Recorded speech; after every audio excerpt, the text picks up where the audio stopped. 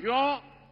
लालटेन वाले, पंजे वाले, लाल झंडे वाले, इन लोगों ने बिहार को दशकों तक बेहाल रखा,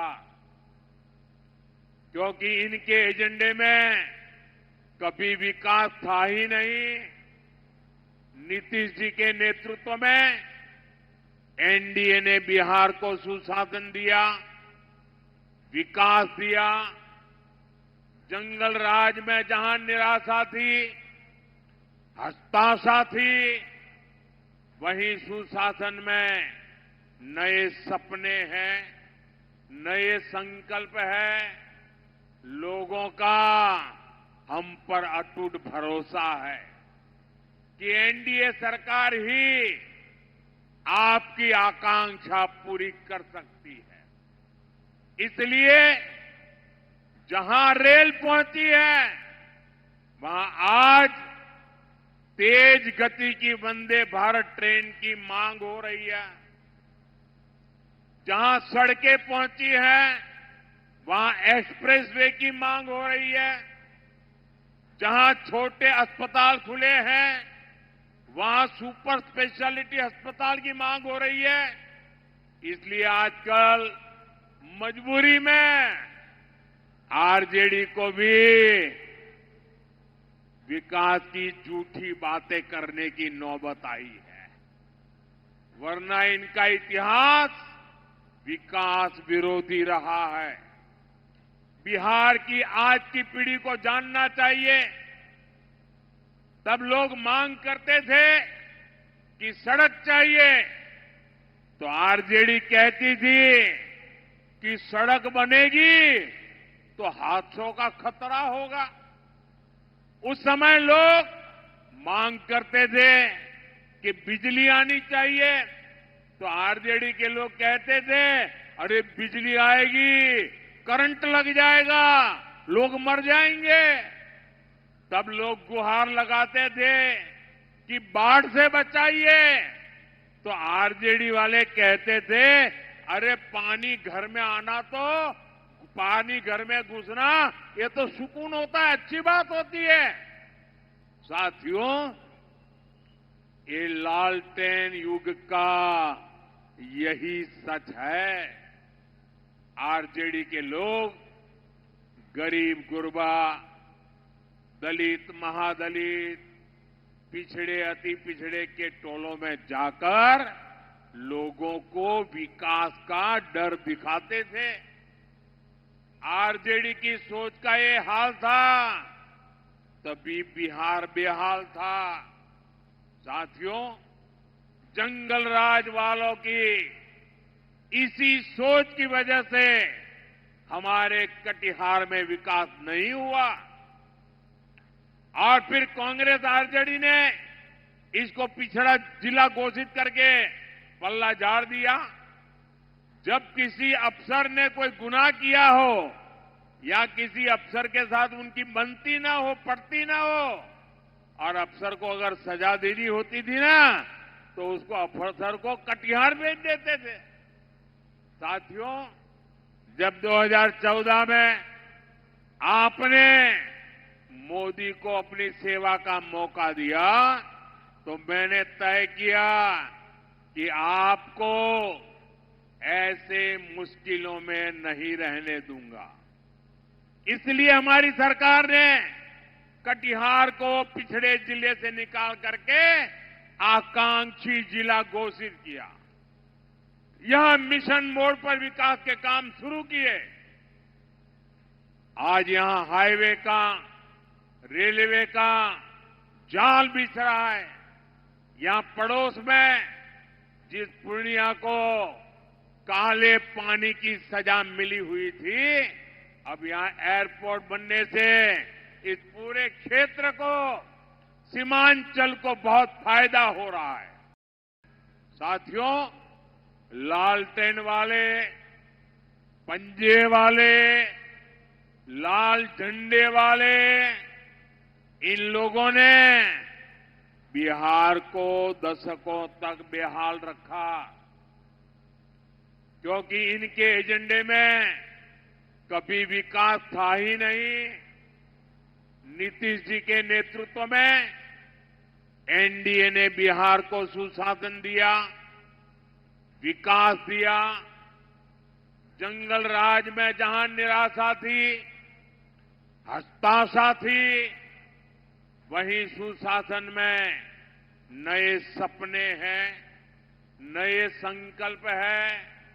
लोगों का हम पर अटूट भरोसा है कि एनडीए सरकार ही आपकी आकांक्षा पूरी कर सकती है। इसलिए जहां रेल पहुंची है, वहां आज तेज गति की वंदे भारत ट्रेन की मांग हो रही है। जहां सड़कें पहुंची हैं, वहां एक्सप्रेसवे की मांग हो रही है।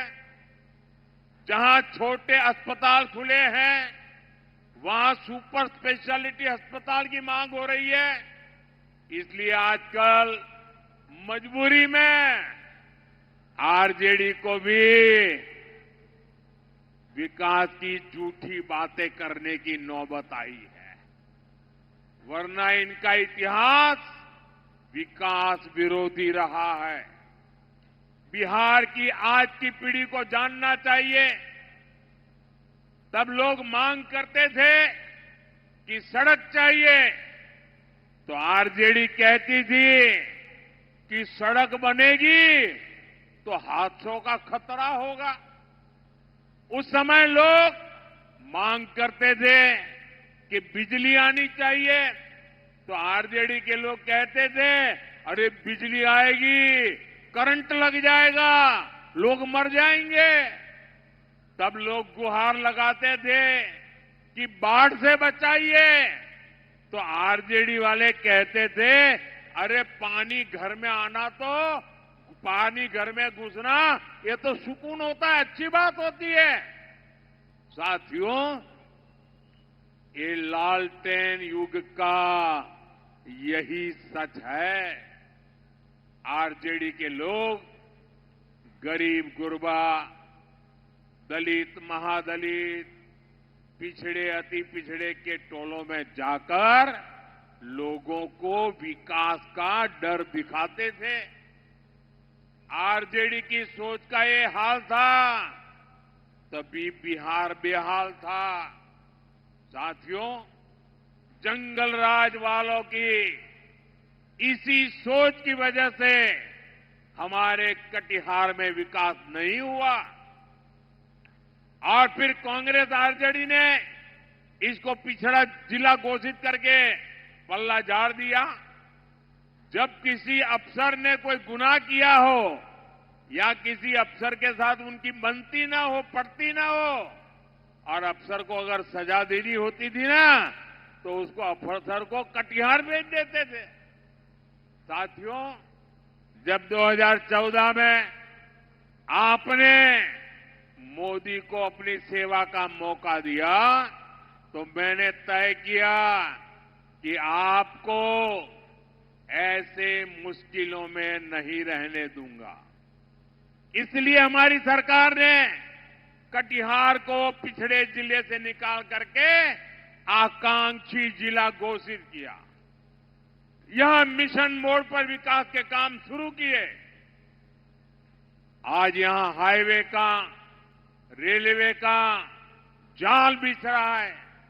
यहां पड़ोस में जिस पूर्णिया को काले पानी की सजा मिली हुई थी, अब यहां एयरपोर्ट बनने से इस पूरे क्षेत्र को, सीमांचल को बहुत फायदा हो रहा है। सीमांचल का ये इलाका हमारी सभ्यता, हमारी संस्कृति का प्रहरी रहा है, लेकिन पिछले कई वर्षों से यहां एक खतरनाक साजिश चल रही है। ये साजिश घुसपैठ की है। अररिया हो, किशनगंज हो, पूर्णिया हो या कटिहार, हर जगह ये कोशिश हुई कि यहां की आबादी का संतुलन बदल दिया जाए। कुछ वोट पाने के लिए आरजेडी और कांग्रेस बिहार को खतरे में डाल रहे हैं। आपके बच्चों के भविष्य को खतरे में डाल रहे हैं। आपकी बेटियों की जिंदगी को खतरे में डाल रहे हैं। ये लोग वोट पाने के लिए देश की सुरक्षा से खिलवाड़ कर रहे हैं। आप मुझे बताइए साथियों, गरीब, दलित, महादलित, पिछड़े, अति पिछड़े, उनको जो मुफ्त राशन मिल रहा है, क्या ये मुफ्त राशन आपको मिलना चाहिए कि घुसपैठियों को मिलना चाहिए? क्या घुसपैठियों को मिलना चाहिए? क्या घुसपैठियों को मिलना चाहिए? क्या आपके हक का अनाज घुसपैठियों को दे देना चाहिए? क्या आपका चूल्हा जलना चाहिए कि नहीं जलना चाहिए? आपके बच्चों को रोटी मिलनी चाहिए कि नहीं मिलनी चाहिए? आपके बुजुर्गों को खाना मिलना चाहिए नहीं मिलना चाहिए? घुसपैठियों को देना चाहते हैं। मुफ्त इलाज की जो सुविधा 5 लाख रुपए तक आप लोगों को मुफ्त इलाज मिले, मुफ्त आपकी बीमारी से मुक्ति मिले, आप लोगों को मिल रहा है। अब मुझे बताइए, आपको बीमारी में जो मदद मिल रही है वो घुसपैठियों को चली जाए तो आपको मंजूर है? क्या घुसपैठियों को मिलनी चाहिए? क्या अति पिछड़ों, महादलितों के टोलों पर घुसपैठियों का कब्जा? आप मुझे बताइए, ये घुसपैठियों को कब्जा करने देंगे क्या? घुसपैठियों को कब्जा करने देंगे क्या? आपके हिस्से का काम, आपका रोजगार कोई घुसपैठिया ले ले तो आपको चलेगा क्या? आपके बच्चों का भविष्य ले ले तो चलेगा क्या? साथियों, बिहार के देश के संसाधनों पर सिर्फ और सिर्फ भारत के नागरिकों का ही हक है। बिहार के हमारे नागरिकों का ही हक है, आपका ही हक है। ये हक हम किसी को चुराने नहीं देंगे। लेकिन कांग्रेस और आरजेडी के लोगों को कट्टा और कट्टरपंथी यही पसंद है। जब भी भाजपा एनडीए घुसपैठियों को देश से बाहर करने की बात करते हैं, ये तुरंत घुसपैठियों के बचाव में खड़े हो जाते हैं। साथियों, कट्टरपंथियों के दबाव में ही इन्होंने 3 तलाक के खिलाफ कठोर कानून का विरोध किया था और कट्टरपंथियों का एजेंडा पूरा करने के लिए ही ये नए वक्फ कानून को कूड़ेदान में फेंकने की बात कर रहे हैं। आप कल्पना कर सकते हैं, संविधान के तहत देश की संसद का बनाया कानून ये कूड़ेदान में फेंकना चाहते हैं। आरजेडी कांग्रेस की सच्चाई यही है कि ये दोनों ही कट्टरपंथियों के आगे घुटने टेक चुके हैं। इसलिए बिहार को बचाने के लिए आपको आरजेडी कांग्रेस सरकार से हजारों मील दूर रखना है। बिहार की जनता राजनीति की पारखी है। जो कहा जाता है बिहार की जनता उससे आगे की बात समझ जाती है।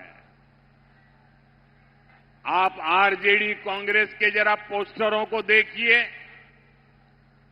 जो सालों साल तक यहां मुख्यमंत्री रहे, जो बिहार में जंगल राज लाए, उनकी तस्वीरें पोस्टरों में या तो गायब है या तो एक कोने में छोटी सी तस्वीर रखी है, दूरबीन से भी दिखती नहीं है। अब मुझे बताइए भाई, जो इतने बड़े उनके लिए नेता थे, जिनके परिवार के सारे लोग चुनाव के मैदान में हैं, और फिर ये छुपा छुपाई क्यों हो रही है? अरे अपने पिता का नाम बोलने में, छुपाने में शर्म क्यों आ रही है? वो कौन सा पाप है जिसको आरजेडी वालों को बिहार के नौजवानों से छुपाना पड़ रहा है? साथियों, आपने एक और चीज भी नोटिस की होगी, इन लोगों के पोस्टरों में कांग्रेस लगभग गायब है। आरजेडी ने कांग्रेस को कट्टा दिखाकर मुख्यमंत्री का उम्मीदवार भी घोषित करवा लिया, और अब कांग्रेस को उसकी हैसियत भी दिखाई जा रही है। कांग्रेस के जो नामदार कुछ हफ्तों पहले तक बिहार में बड़े बड़े दावे कर रहे थे,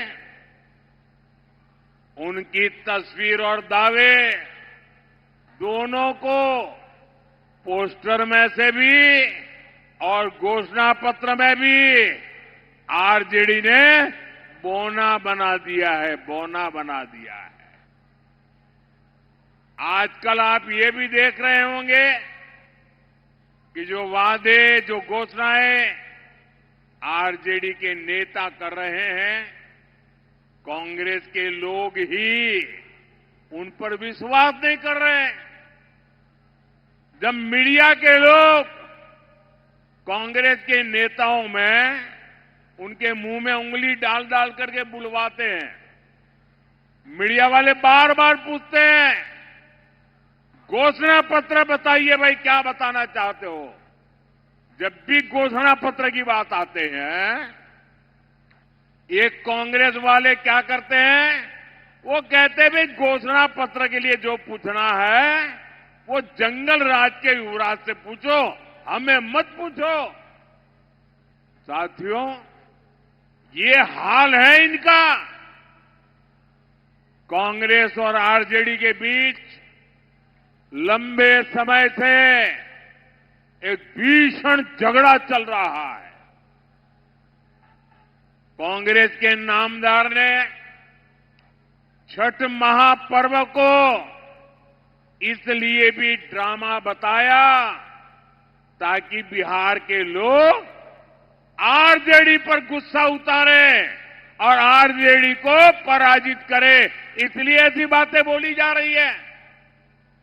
कांग्रेस के जो दूसरे राज्यों के मुख्यमंत्री हैं, बड़े नेता हैं, उनके बयान आपने सुने होंगे। अलग अलग राज्यों में कांग्रेस के नेताओं से बिहार के लोगों के लिए जानबूझकर अपमानजनक बातें बुलवाई जा रही है। केरल के कांग्रेस नेता में उसने तो बिहार की तुलना बीड़ी से कर दी।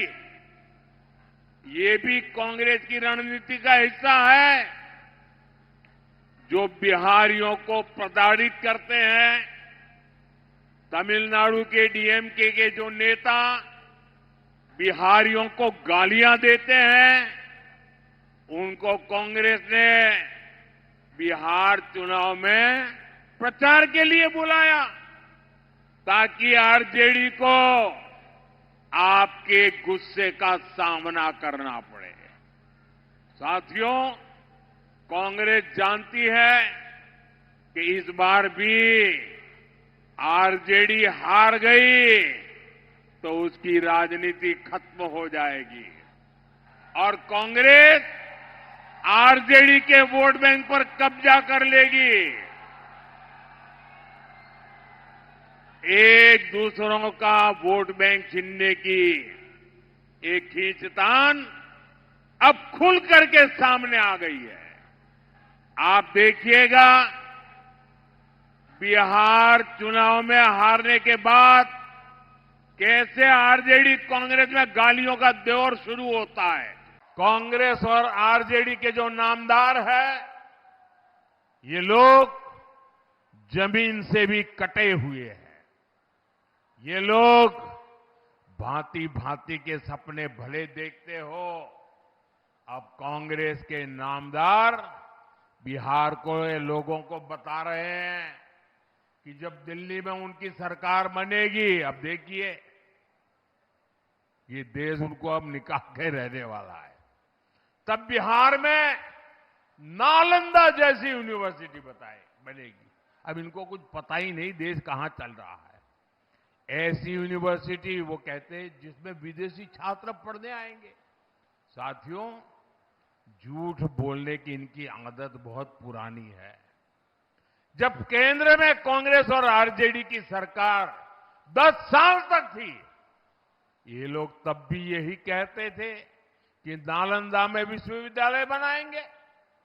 केंद्र में 10 साल तक इन लोगों की सरकार रही, लेकिन उन्होंने कोई काम आगे नहीं बढ़ाया।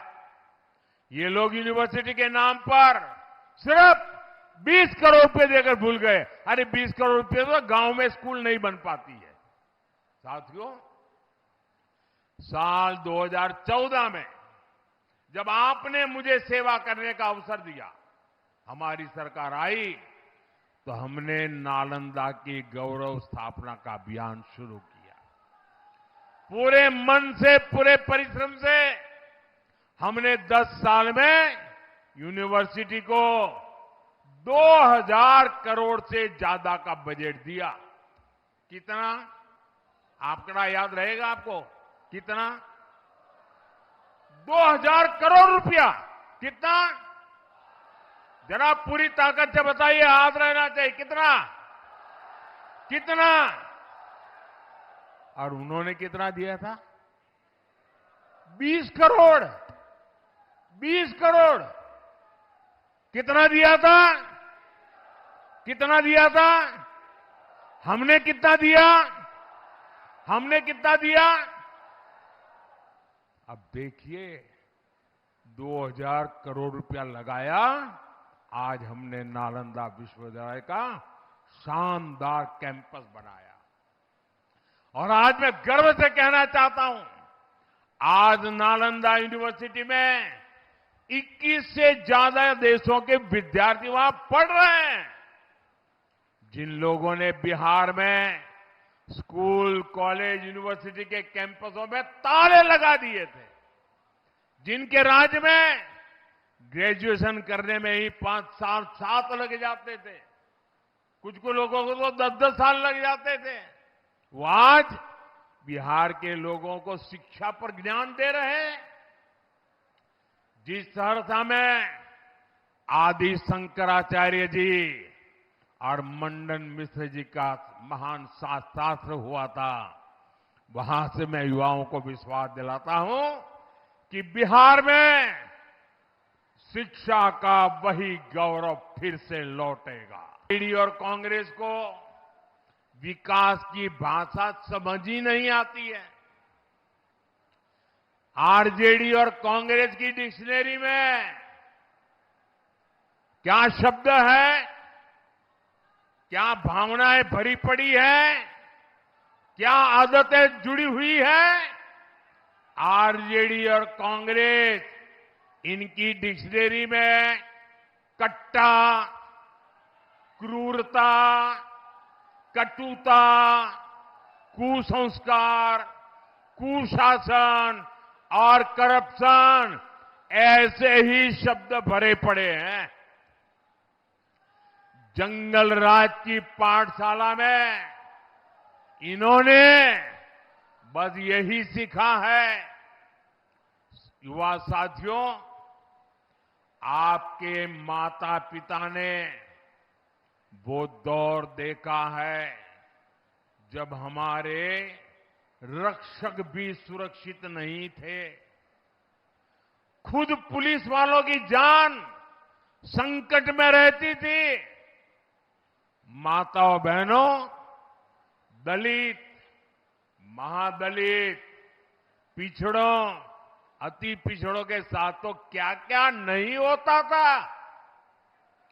मैं आपको यहीं सहरसा की ही घटना याद दिलाता हूं। हमारे सहरसा के बहादुर डीएसपी सत्यपाल सिंह जी जंगल राज वालों को ठीक कर रहे थे, उन पर नकेल कस रहे थे। ये बात पटना में बैठे आरजेडी के आकाओं को, जंगल राज वालों को पसंद नहीं आई। इसकी कीमत उनको अपनी जान देकर चुकानी पड़ी।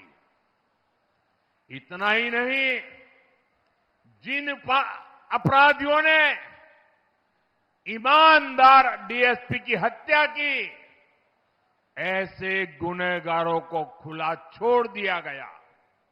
साथियों, आजकल जब हम शानदार सड़कों, पुलों, रेलवे और एयरपोर्ट की बात करते हैं तो जंगल राज वालों को ये जरा भी अच्छा नहीं लगता है, क्योंकि अपने समय में ये लोग सड़कें नहीं बनाते थे, सड़कें बनाने वालों को मरवा देते थे। इनके लोगों का अगर ठेका नहीं मिलता था तो ये इंजीनियरों को ही उठा लेते थे या रास्ते से हटा देते थे। ये था आरजेडी का जंगल राज। साथियों, जंगल राज में सबकी जान खतरे में रहती थी। हर अफसर, हर ठेकेदार, हर व्यापारी डर में ही जीता था।